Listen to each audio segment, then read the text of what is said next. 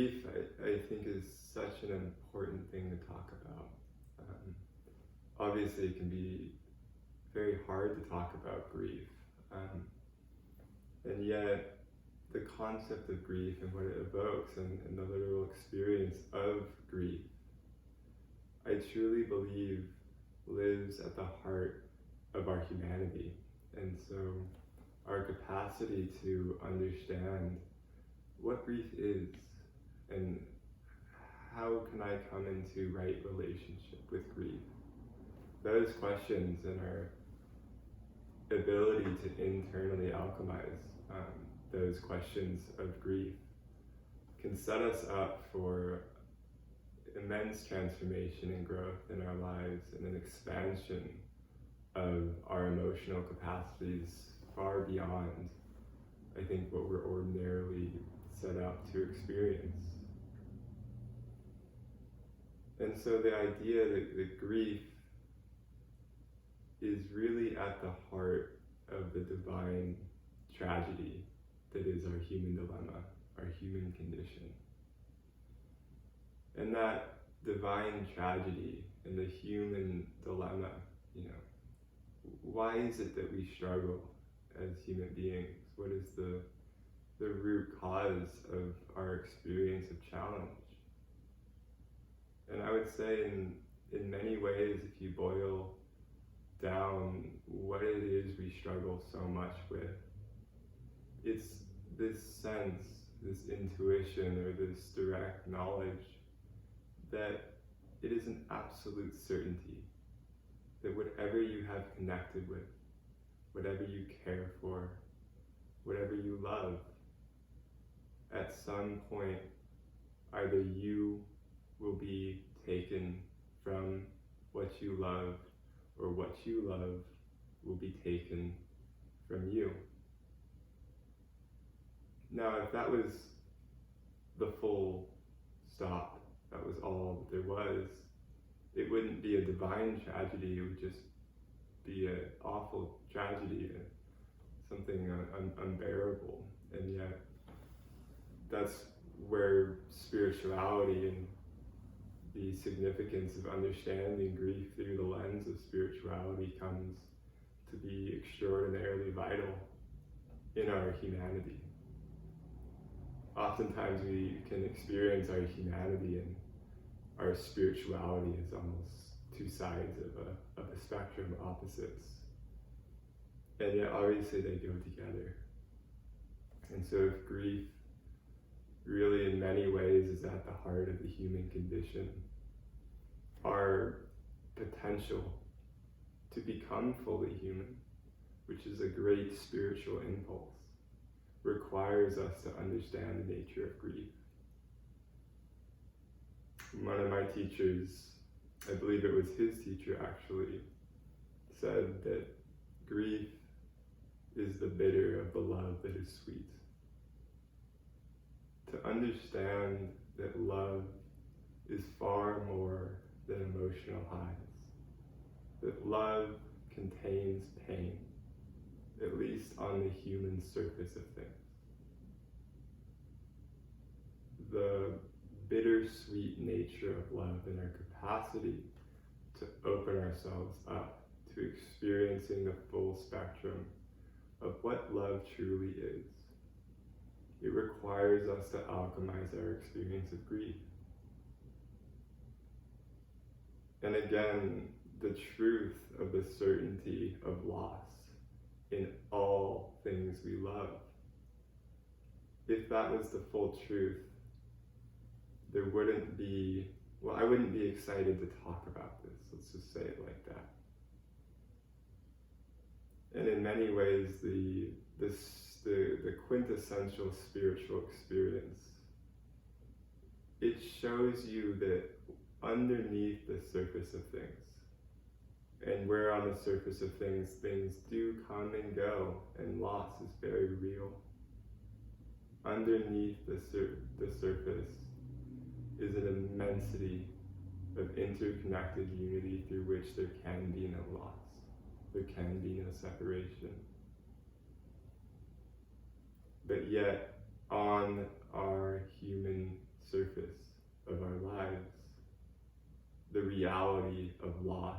eminently real. All things through which we contact in our lives will be lost. And that's an immensity to open your heart to.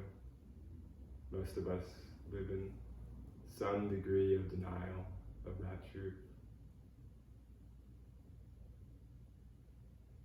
But when you look at grief as a aspect of love, I think that helps open the doors immensely. First off, you're starting to see that grief, there is a truth to grief, and that's the most important thing to connect with. There is a significance, there is a truth, it is a form of love. You cannot grieve something unless there was profound love. Your grief is an expression of love. And when you feel grief fully, when you allow it in and you cease to resist the uncomfortability of grief, the actual feeling at some point will open up into a profound sense of unity and connection to what you have actually lost. It's a paradox that our minds will not be able to cleanly resolve. It's a matter of heart. And so in this divine tragedy that we all find ourselves in, this human condition, to turn to face grief directly, it's an immense challenge. It hurts. And that's okay. You're allowed to hurt. You're allowed to feel unimaginably vulnerable in your human condition. In fact, in many ways, the vulnerability of grief is really the hallmark of what it means to truly be human. To truly allow your humanity to be and exist exactly as it is, in the nature of change, that it's a temporary existence, it's passing, fleeting, moment by moment. We are, every moment is falling away, never to be experienced again. Grief can be a constant experience if you're open to it. Loss happens every moment. That sound, where is it? It's gone. Never to be experienced again. That will never happen the same way. The experience of that sound, the experience of this moment, you will never have another experience quite like this. We are at a loss, moment by moment by moment, in our lives, as we move towards an inevitable but kind of a great loss of death. And again, if you're simply looking at this on the surface of things, it can feel devastating, tragic, without any sense of deeper meaning and purpose. And that's why really grief, while at the heart of our humanity, in many ways is the doorway to spirit. It is our grief and the pain of grief that motivates us to open to a deeper reality through which there is no loss, there is no separation. That which comes and goes only returns to the source through which we are all connected to and ultimately one with. Now, many times people approach spirituality as a way to escape the human condition. The human condition, as it was so beautifully spoken, there is a bittersweet quality to it. Love has pain inherent to it, at least on the surface of things. The loss of those you love is an experience you will have. it's guaranteed. That can seem harsh or cruel to speak, but it's in many ways more cruel to deny something that is certain. At least when we speak it, we have a chance to understand why. And if we truly understand why, it's possible we may see that our deepest pains contain the greatest gifts that we can truly receive, and receive in a way that there can be no loss of the immensity underneath the surface of our human condition.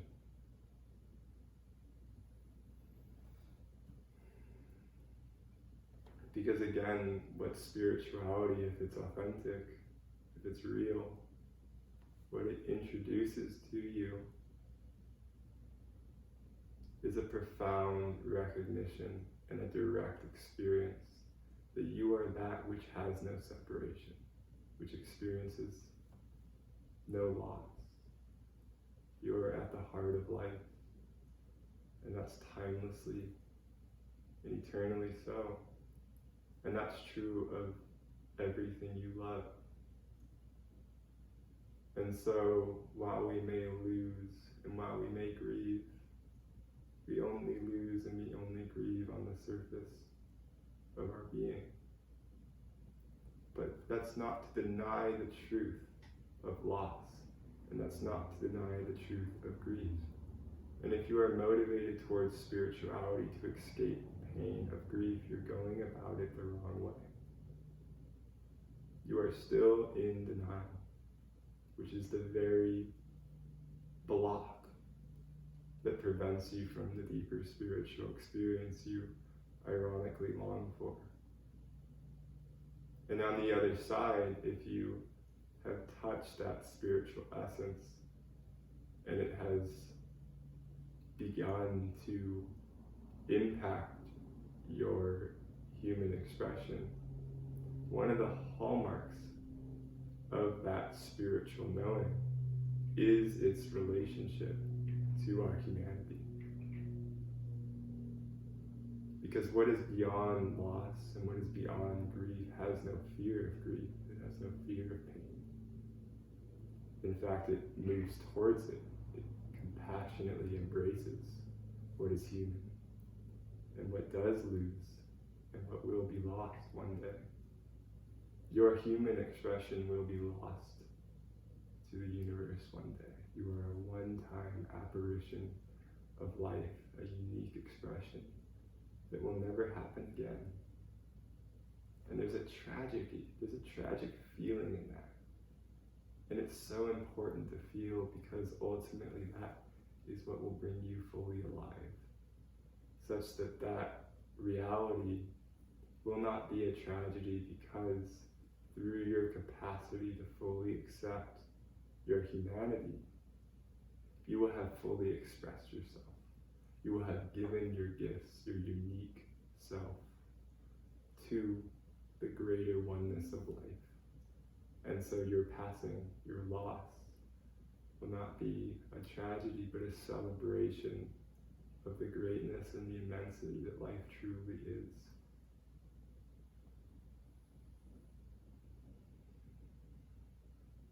So again, when we feel our grief truly, when we come out of resistance to the pain that is inherent to grief, and the pain that is unescapable to our human experience, when we allow that pain to be, we will have finally fully accepted the totality that love truly is. We will stop clinging to one side of the circle of love and suffering every time the other side of love shows its face.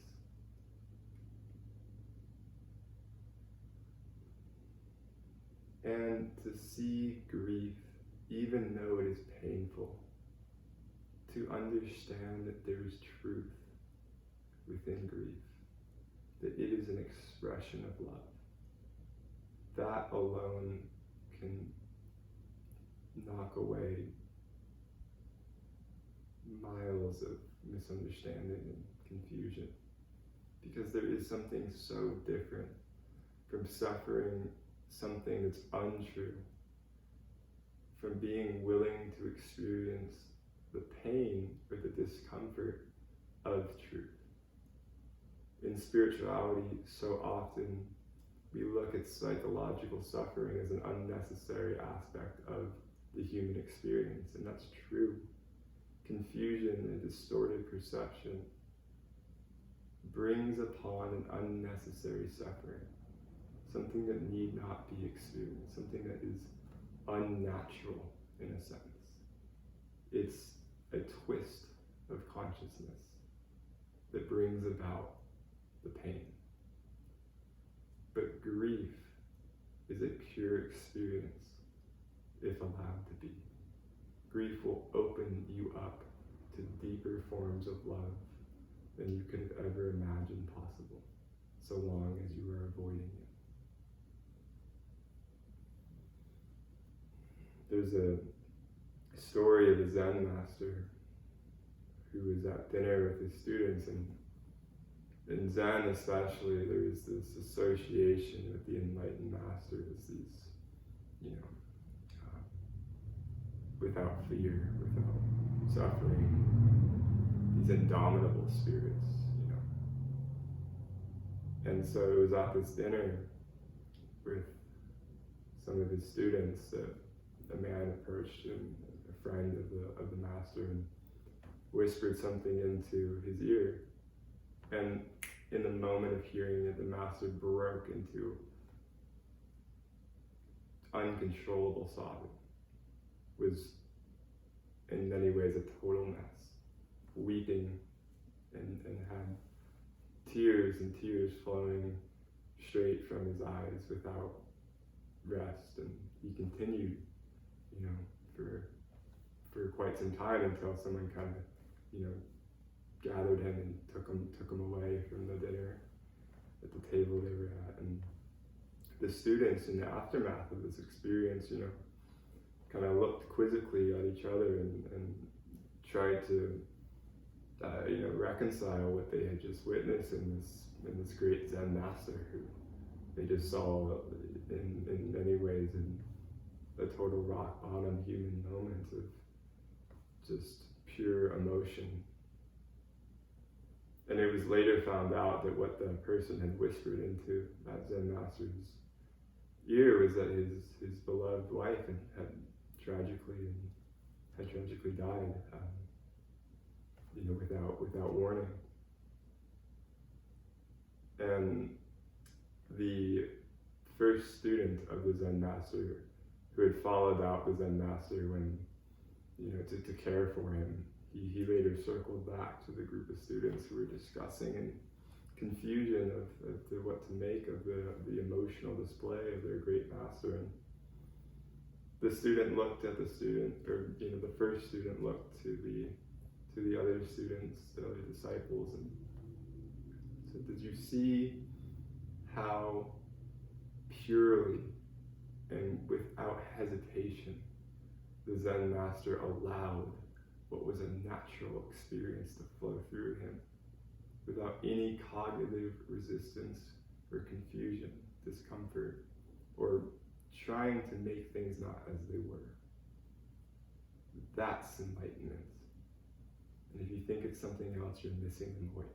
You're missing the mark, or you're missing the point. And with that, he turned and walked away and went back to his Zen master to continue to support him in a deeply human way. And perhaps the Zen master's most human moment of his entire life, the loss of his beloved wife. And the Zen master, because he was authentic, because he was true, he knew and understood that grief was one expression of love, natural and pure, and he allowed it fully without resistance. And that's the point. That's when spirituality is turned back to embrace our humanity. That's when spirituality stops becoming another form of escapism, another way out of the human condition. Spirituality is a radical acceptance of the very pain at the center of our human condition. That is what liberates us. We don't escape grief, we embrace it. And in that embrace of what we are most afraid of, what we resist most, loss of our deepest love, what's more invulnerable than that? That which profoundly allows the most vulnerable experience. What could be more invulnerable than that? That's true strength. Strength is not a superficial hardness that is somehow above emotion.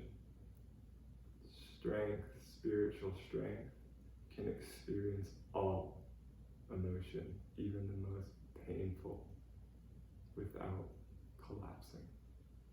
Or it can collapse without collapsing. It can allow what can collapse to collapse without having an existential crisis.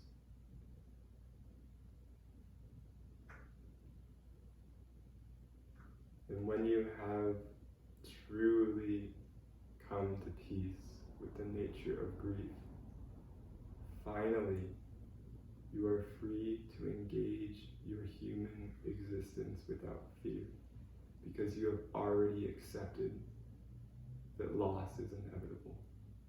You are not avoiding that. You are not running from that. You are in radical acceptance of that. And it is that radical acceptance that somehow transcends us to the divine part of this tragedy. Because it is a divine tragedy. It is not just a mere tragedy, a divine tragedy through which life demonstrates the power of its love. Because when you know that you will lose everything you love, and when you know that, and you still choose to love despite the pain, that's it. That is what shows the greatness of our spirit. The choice to love despite the loss. The choice to embrace the inevitability of grief as an expression of the immensity of our love. That's when spirituality gets real. And that's the invitation. Go into the heart of grief. Stop avoiding it. Allow it to be what it is, which is painful beyond measure. But what in you can feel what is painful beyond measure? What's the measurement of that? Well, that's the infinite greatness. That is the self. That which can feel both sides of love. The ecstasy of immense union, of the field of oneness, and the tragedy of the apparent separation that our humanity does experience and will experience. We stop running. We find profound rest at the heart of our humanity. And it is at the heart of our humanity that our spirit shines most. So grief, while painful, ends up to open us to profound experiences beyond any superficial condolence can offer. It will take you directly to the infinite self that you always are, into the heart of that experience. When you can open your heart to grief, you finally accepted the totality of love. And what do you have to fear then?